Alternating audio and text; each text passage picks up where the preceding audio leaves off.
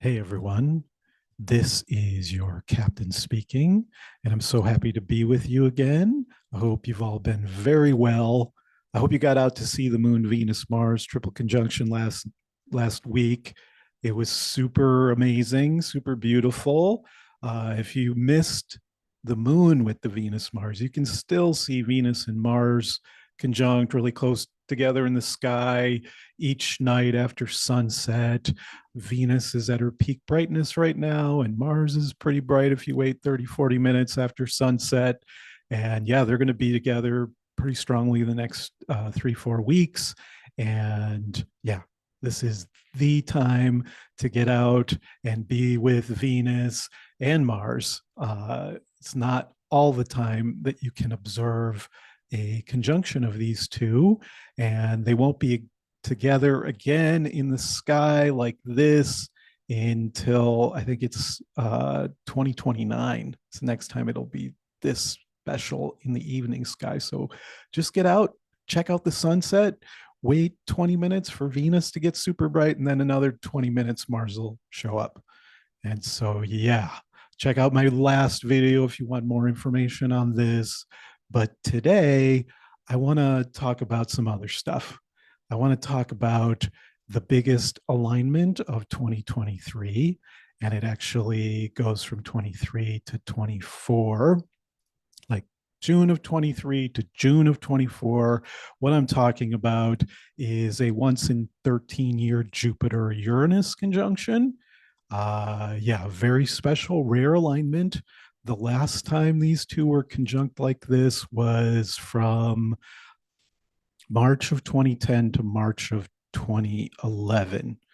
And the time before that was basically the whole year of 1997. So maybe take a moment to take yourself back in time to the more recent one first, the spring of 2010 to spring of 2011 alignment, and just tune into what was happening for you at that time in your life. What was the energy like for you that particular year, March of 2010 to March of 2011? That was the last time Jupiter and Uranus were conjunct in the sky, in the same part of the sky as viewed from the perspective of the Earth. And then go back to 1997. What was happening for you in 1997? Did anything develop that year that's really significant? I know when I think about 97 and that year 2010 to 11, that they were really big, important years for me. And they very much had the quality of this cycle of time, the Jupiter Uranus relationship that I want to discuss here today with you. And so, yes, if you're new to my channel, I'd love you to subscribe and follow along, get on board my starship, the Starship Love, I like to call it. And yeah, let's have some adventures together. If you're liking the video, also hit that like button. That's awesome. It helps the algorithm. And yeah, so let's talk about the year we take flight. Let's talk about the year we take flight from now through next June, July 2024. The Jupiter Uranus combination is associated with breakthroughs in flight. In particular, the one that really stands out in the 20th century was the Apollo moon landing in July of 1969. That was a Jupiter Uranus Pluto triple conjunction. And so it had the extra massive intensification of Pluto, which this one does too, in a way that we'll explore rather than a conjunction as there was in 69. An additional alignment that's coming on, that's becoming potent this year, is transiting Uranus, trine Pluto. Uranus in the sky, trine Pluto in the sky. And that definitely adds to the potency of Uranus, but maybe in a less extreme way. The conjunction is more extreme. The trine is much more flowing and tends to bring kind of more positive forms of the energy. And so, yeah, the year we take flight, the year of breakthroughs, the year of wide eyed amazement, the year of time travel, especially in the direction of the future. Jupiter Uranus conjunctions are about many things, but definitely they can give us a glimpse of the future, or where it can feel like the future is present now. And it's like getting a glimpse into some kind of Star Trek futuristic world that might be ahead of us. Uh, that kind of vibe that maybe some of you are feeling around certain technologies, especially. It's the year we take flight, but it's also the year of AI. And the developments in the area of artificial intelligence over the last, it's only been since November that OpenAI released ChatGPT 3.5. And then a few months ago, they released ChatGPT 4. And yeah, I'm sure you're aware that it was the fastest website or app to get 100 million followers. I think it did it in a few days or a couple weeks or something, compared to years. I think the previous fastest was like a year and a half, maybe for TikTok. This happened in weeks. That's part of Jupiter Uranus's quality. It's like the the very fast expansion, the rapid expansion, the sudden expansion to larger awareness, larger horizons. Jupiter, the largest planet in the solar system, is associated with expansion, the largest version of things. And Uranus has this quality of like electric speed. It's like electric frequency that it feels frequently exciting and unpredictable, where there's a sense that at any moment anything could happen, that things could rapidly get better often, where Jupiter is the planet that has more to do with success and abundance, and Uranus like liberates that quality, electrifies it. And so sometimes these two together are associated with like striking it rich, where like suddenly Uranus, there's this joyful abundance that comes into your life. And that's like the materialistic version of it, but it's also the sudden wealth of psychological awareness, say like a psycho-spiritual breakthrough or a peak experience, a psychedelic awakening. These are all things that are associated with this planetary relationship. And so, yeah, it's it's a time frequently where there's a sense of like leveling up. When I think back to 97 and 2010, 11, I can see where my life leveled up. Like there was a quantum jump to another level of possibilities, of possible timelines. It's like before those years, it was like my life was limited in certain ways. And then during those years, it's like there was a sudden expansion of possibilities. Now, the work becomes like first you see the possibilities, you see the expanded vista of your new possible timelines ahead of you. And you also see perhaps like what needs to happen to like jump onto those possible timelines. And this is where you have to have Saturn to really work well with this energy. I mean, Saturn is essential for balancing Jupiter Uranus, the energy that can be the most free, the most like joyfully flying through the air, it needs Saturn. It needs to stay grounded. It needs to keep it real. It needs to do the work of manifesting the futuristic vision that's coming towards you.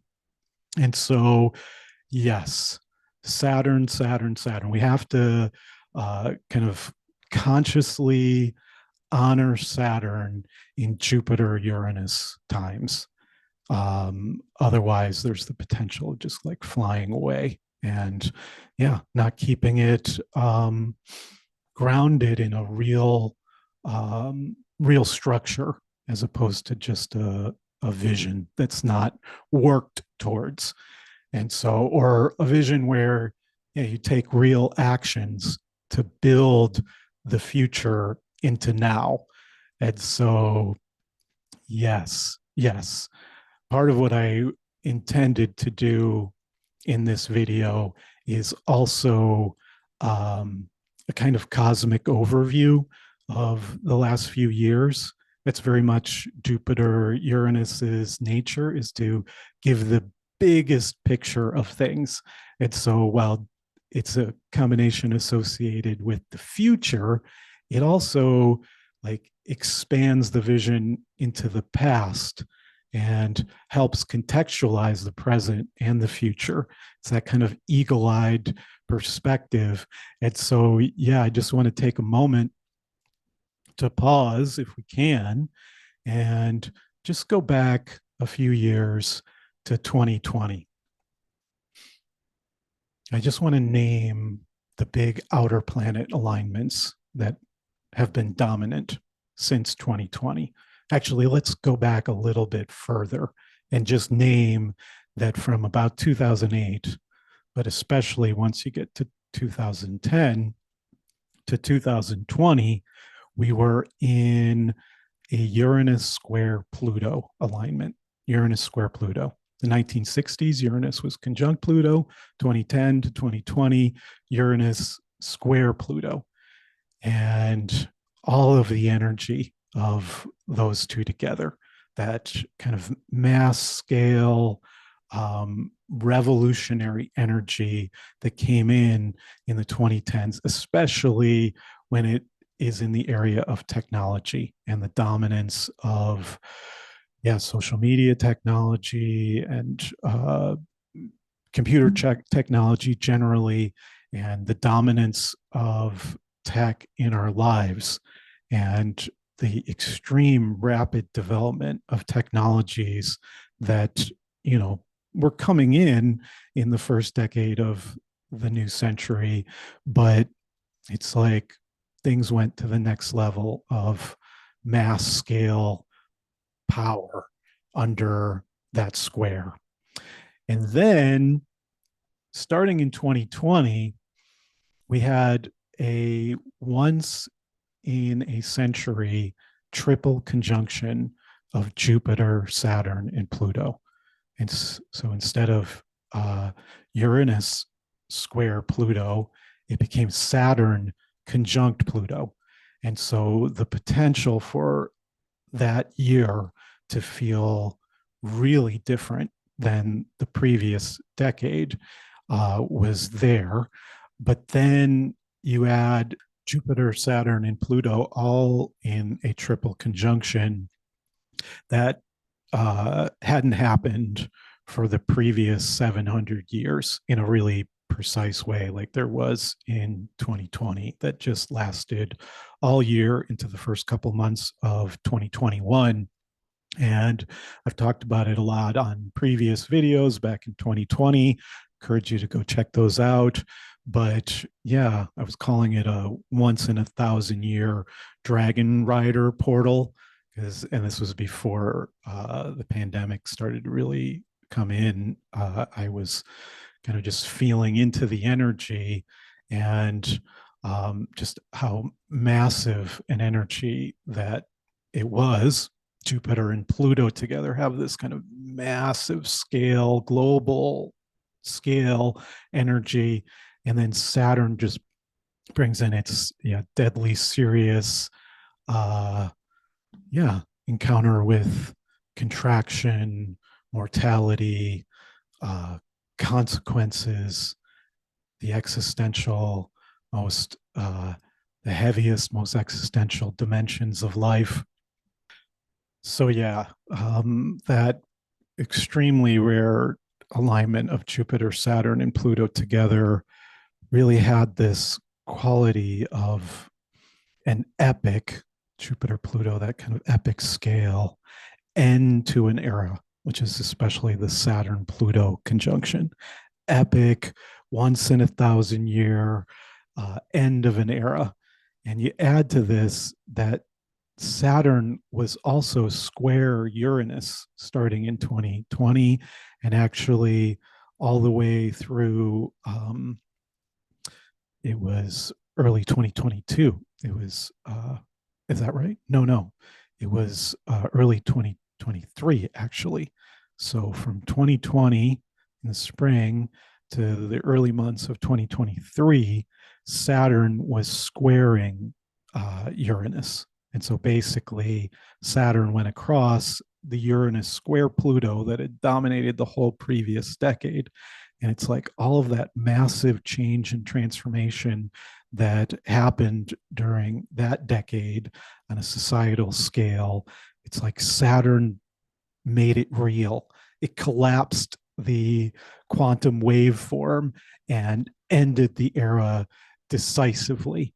And so it's like that combination of the Jupiter, Saturn, Pluto triple conjunction that lasted uh, until the first couple months of 2021, combined with the Saturn square Uranus, which continued into early 2023, brought this, yeah, just epic end of an era and a collapse of the old structures of society and the restructuring of a new society that's been underway, a new post um, COVID era, if we can call it that.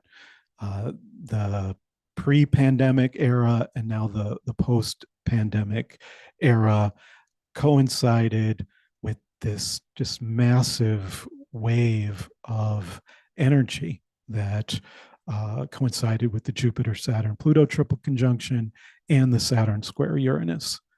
Things started to change last year, I feel dramatically, when the Jupiter Neptune conjunction came online, the once in 13-year Jupiter Neptune conjunction that started to come in like March of 22 and lasted to February, March of 23. And I also discussed that cycle of time, that planetary relationship in a lot of videos last year. And I hope that you caught the wave. And for those of you that have been following the channel, I want to hear if you caught the wave, the Jupiter Neptune wave of 2022 into early 2023. I know I caught a big wave. I caught a big wave that carried me from San Francisco to marriage, to a baby, to Santa Marta, Colombia. It was one big wave, and the biggest wave that I've ever surfed, and I think will ever surf again. And so maybe some of you, it's like the energies of 2020 to 22, just this kind of massive collapse of old societal structures and individual personal structures. And then at the same time, it's like there's a rebuilding process that's happening. And then in 2022, it's like the new structures that you've built, it's like the Jupiter Neptune kind of wave of hope uh, would sweep through and kind of raise your boat up in the waters and start to kind of steer you towards hope. I hope for you that the Jupiter Neptune conjunction of last year coincided with a restoring of hope, a replenishing of your uh, waters of faith. That's the potential. And so it's like the Jupiter Neptune carries you on a wave to more positive, hopeful, spiritual timelines. And then it's like early this year, as the Saturn Uranus square ended, and we just kind of moved solidly out of all of that, we're now moving into something new, this new energy. There's been a little bit of a adjustment period, I would say, in the early months of this year. And it's like I said before, I feel like, yeah, it's like there's been this period where the old era has ended, but we're not quite sure where things are going yet, whether that's individually or collectively. Yes, I think the Jupiter Neptune conjunction would have like kind of raised us up onto more hopeful, positive timelines, but it's still like that end of an era thing has been happening. But now, what I'm feeling, as I said earlier, is there's something new coming in, and that's the Jupiter-Uranus energy that's just been. It's like it's been there, kind of rolling in for a while. If you could tune into the future, which is this is the energy of tuning into the future. Maybe you felt it a few months before it really came on. In the last month or so, it's, I think, quite palpable, and it's just going to get stronger. When we get into July, it gets to the 10-degree point, and then August, September, October, the Jupiter Uranus conjunction gets within 8 degrees, 7.5 degrees, and then it kind of retrogrades to be less precise for 2, 3 months. And then it comes back in February, March, April, May. There's actually the exact conjunction happens on 420, everybody. April 20th, 420, believe it or not, that's when Jupiter is exactly conjunct Uranus. And so I think it's going to be a happy 420 for those of you who celebrate. But yes, think about that being the peak of the wave. Jupiter Uranus is more like a quantum wave, but also like a kind of upwelling of air that can kind of catch your what's the word, your hang glider that can, where you can catch that updraft and start to fly to see the vast horizon line that was previously invisible. And so yes, it's like I think we all have to be ready to catch the winds in a way, or to, yeah, kind of consciously prepare ourselves for flight. And so I think the early stages of this taking flight process start to come in here in August, September, October, especially, although definitely already happening. And it's like, I kind of feel like that's going to be the first part of a larger process that is likely to kind of peak and culminate around April 20th, but basically uh, a month on either side of that, 2 months on either side of that. February 20th, March 20th, April, May, June. Those 4 or 5 months. It's like that's when it's like you're most likely to really take off and fly to the more expanded potential, which, you'll know that you're seeing it when there's a kind of wow vibe, like, wow, amazing, I can't believe this is happening, I can't believe this possibility has opened up, I can't believe that this friendly happenstance, this happy twist of fate is happening as it is right now. That's the feeling of like the happy trickster who's opening doors that were previously closed, or releasing the pressure so breathe freely the fresh airs. And so, yes, that's what you're looking for. Looking for those fresh winds to blow in and carry you up to the higher perspective. And so, yes, I'm feeling like it's the beginning of the AI era. And I definitely expect there to continue to be quantum leaps in the technology and what it means for us. I want to do a devoted video on astrology and AI. I've really been going pretty deep into it, exploring what's possible with especially image creation on the one hand, and then OpenAI, uh, that Chat GPT-4 app I've been working with and living with for the last few months.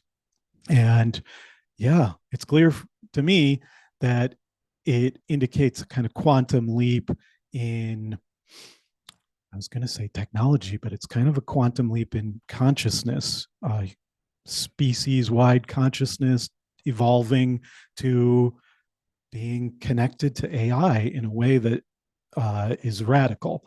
And so, yeah, I think I'm going to kind of leave it there, but I would expect that we're going to continue to see some kind of amazing technology that, on the one hand, we can see really positive benefits for, but on the other hand, um, the kind of deadly seriousness of it, actually the shadow side of the technology is very real. And I think, yeah, there could be the potential for being overly positive towards any kind of tech breakthrough during this coming year and not really holding on to the problematic side and working with it. But I actually feel like the Saturn square Uranus of the last 4 years prepared us well. I mean, it's the alignment of like computer engineering and tech engineering generally. And it's like this way more advanced artificial intelligence that's come online since the end of last year. It was worked on during the Saturn square Uranus. And definitely the conversations about the problematic side of the technology uh, have been happening, and the explorations and dialogues that need to happen have been happening to some degree. And that's my sense that, yeah, people are taking it really seriously to some degree. So, anyway, I think we're probably going to see some tech and have some technology experiences over the next year that are going to blow our minds.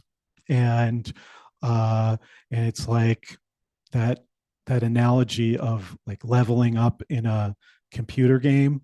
You know, it's like you develop your skills, you work really hard to kind of develop your skills at one level, and then when you get to the end of the game level, it's like all of a sudden your hard work pays off and some new ability is granted, and you're able to play at a whole other level and have even more fun now that you have the new abilities. And so the potential for that kind of leveling up with new abilities, whether that's through tech or through some kind of psycho spiritual breakthrough, which is another really big dimension of Jupiter Uranus, the likelihood that you might have some like peak experiences on a spiritual level, psychological level over this coming year is great, but you have to like do the work to build the container so that those breakthroughs can occur. And so I would say that this is a year that would really pay off for deep psychospiritual growth work. And if you've been doing that for a long time, the likelihood is that this is the year where all of those efforts pay off. And you know, if you're relatively newer to the psychospiritual growth path, then you know there's more likely to be that sense of being launched onto the path in a way where it's like, wow, I didn't know that this was possible, that you could do spiritual work and that it could lead to this kind of experience. That kind of experience when you're new on the path is also quite possible, you know, where you're launched onto a path of heart, a spiritual path that you continue. And on future Jupiter Uranus alignments, that's when you really go to a quantum level of your own kind of psychospiritual potential. And so, yes, yes, I wrote down some notes, but I've just been kind of just feeling into it here. And I guess I want to wrap up real soon here. But so, yeah, I just took a look at my notes, and I want to wrap this up, but I just want to name, I think it's, yeah, basically four different areas, and I've kind of been naming them, four different areas to be kind of aware of as big areas for possible developments with the Jupiter Uranus conjunction. One has been technology. We talked about AI. I would also name quantum computing. I'd be seeing what's going on there over the next year.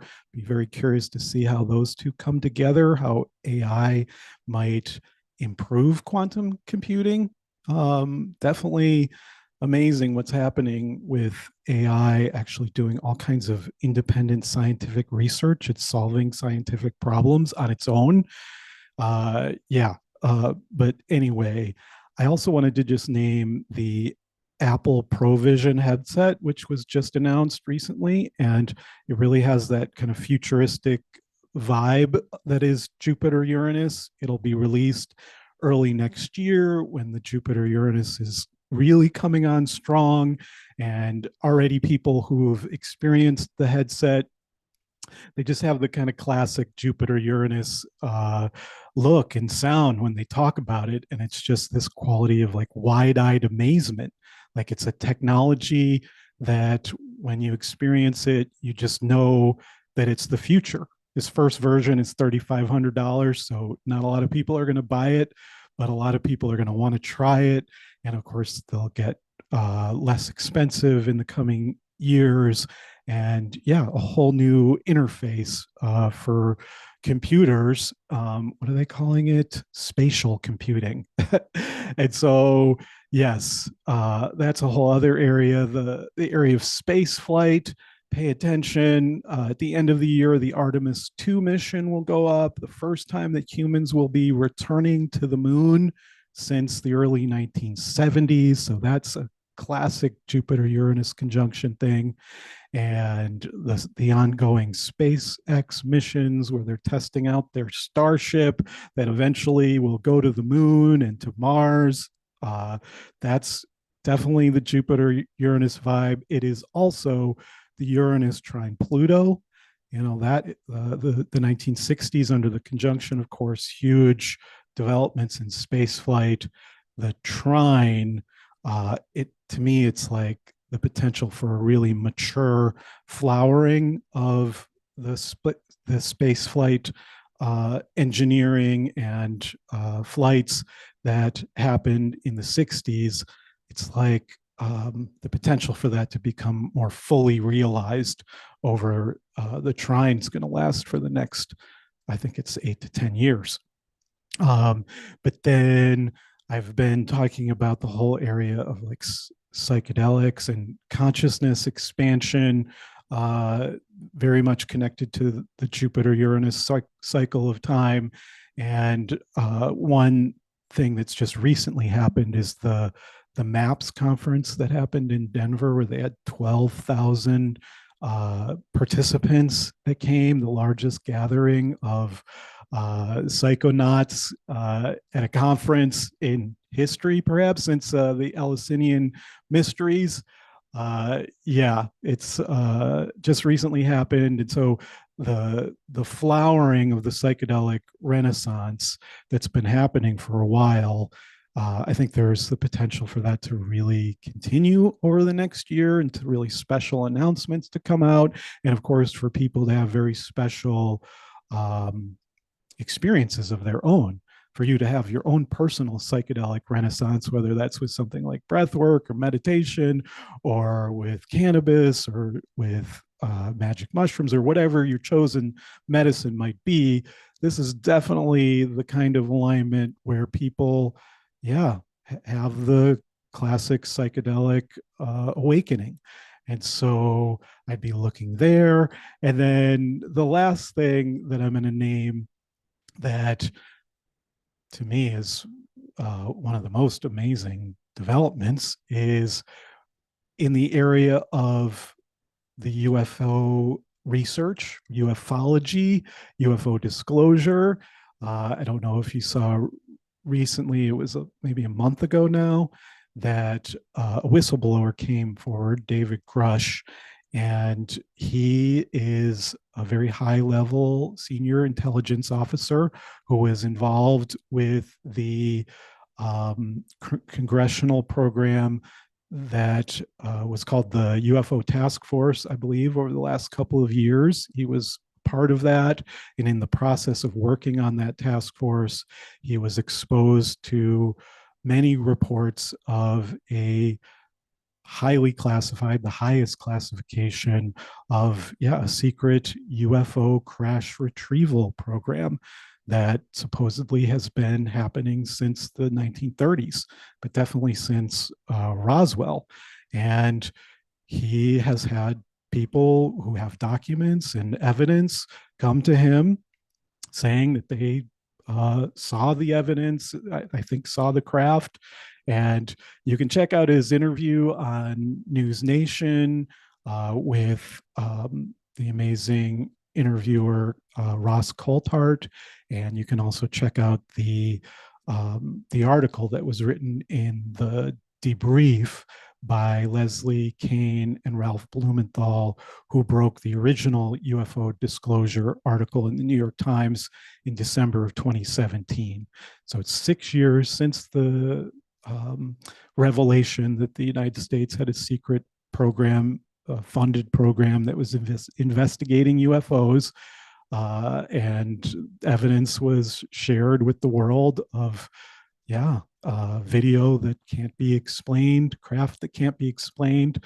That initial opening in 2017 is now going to the next level with David Grush, and he's been certified as a highly credible, protected within the whistleblowing program that was recently signed into legislation by Congress. And so looks like they're going to hold hearings, and there's already testimony that's been happening behind closed doors. And it's the kind of story where, you know, if it continues to come out, we will all have a kind of wide-eyed amazement as we open to it. Many of us already know that we're not alone here. There are other forms of intelligence that maybe have way more advanced technology and maybe way more advanced consciousness, and that they're here. What do we do with that? What does that mean for cosmology? What does that mean for religion? What does that mean for everyday people? I don't know. I've definitely been interested in the topic for a long time, and this is the biggest news story that I've ever seen in this area. And I just would say to stay tuned over these next 12 months. There may be some more revelations. And so I think I'm going to end there. I hope this has been helpful for everybody. I'm sending so much love and blessings. If you're interested in my work, I do readings, I do consultations, and you can see my website information in the box down below, where you can sign up for my newsletter. Currently doing a promotion where you can get a discount on my readings. And so if you sign up for my newsletter, you can get that promotional discount. So check it out.